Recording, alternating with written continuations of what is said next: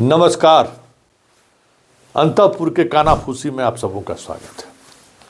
और अंतःपुर के कानाफूसी में आज हम बात उस खेल का करने जा रहे हैं जिस खेल में कहते हैं कि हमाम में सभी नंगे हैं। ठीक उसी तरीके की बात विधानसभा और विधान परिषद के बहाली में हुआ है। मतलब गजब का स्थिति है भाई। राजा के ज़माने में लोग कहते हैं कि भाई सब लोग जो है अपने अपने रिश्तेदार नातेदार को महत्वपूर्ण पद पर रखते थे।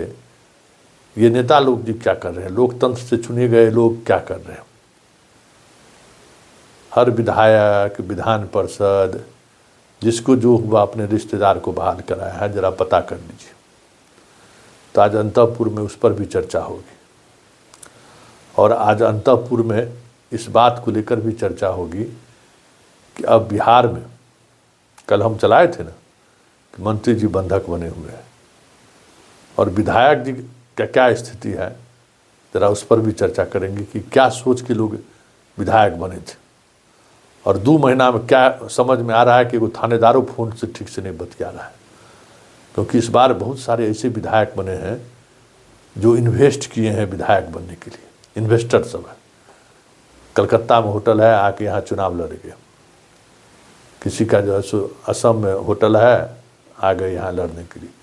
किसी को क्या कहते हैं उसको, अपार्टमेंट का धंधा है, रियल एस्टेट का, आ गए चुनाव लड़ने के लिए। विधायक बन जाएंगे तो दरोगा, पुलिस, थाना इंस्पेक्टर, डीएसपी सब सैल्यूट करेगा। अब समझ में आ रहा है जो क्या हुआ है और क्या हो रहा है। तो आज चर्चा इस पर भी करेंगे, लेकिन चर्चा की शुरुआत हाल के वर्षों में जिस तरीके से की बहाली विधानसभा और विधान परिषद में हुई है, अभी तक आरटीआई का जवाब नहीं दे रहे हैं लोग।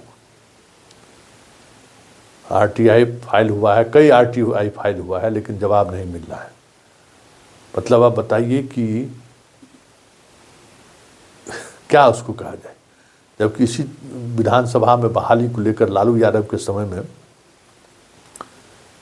कार्रवाई हुई थी, बड़ी कार्रवाई हुई थी, बड़ा एक्शन हुआ था। तो अब न वो कोर्ट है, न वो मीडिया है, न वो अब नैतिक बल बचा है। अब किसके पास जाइएगा कहने के लिए? कहने कि हमाम में सभी नंगे हैं। और हालात ये है कि अपने बाल बच्चा के नौकरी के लिए, रिश्तेदार नातेदार के नौकरी मिले, इसके लिए सत्ता पक्ष और विपक्ष का कोई मतलब नहीं रह गया। सत्ता पक्ष वाला 3 गो लिया तो विपक्ष वाला 1 गो लिया, 2 गो लिया, जो जैसा था वैसा लिया। अब आप सोच लीजिए कि आप कहाँ हैं? आप जनता है ना, आप सोचिए कि कहाँ है।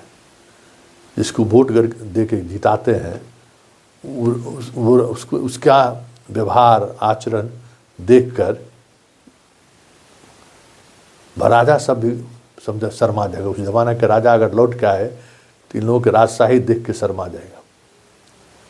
बताइए, 8,000 रुपया लेता है टेलीफोन बिल।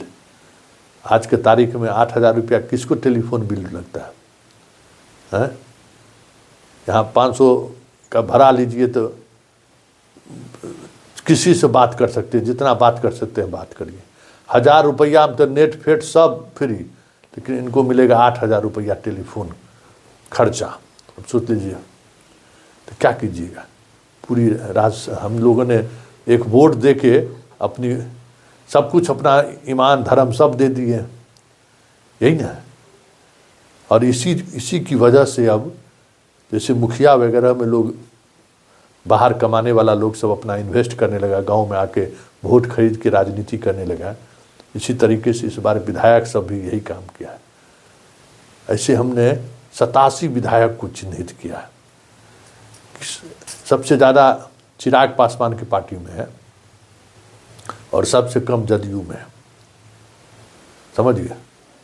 जदयू में एगो डुमराव वाला जो को छोड़ दीजिए तो कोई भी ऐसा विधायक नहीं है जिसको दिल्ली से टॉप से गिराया गया हो। बीजेपी में भी है, कांग्रेस की तो बात ही छोड़ दीजिए।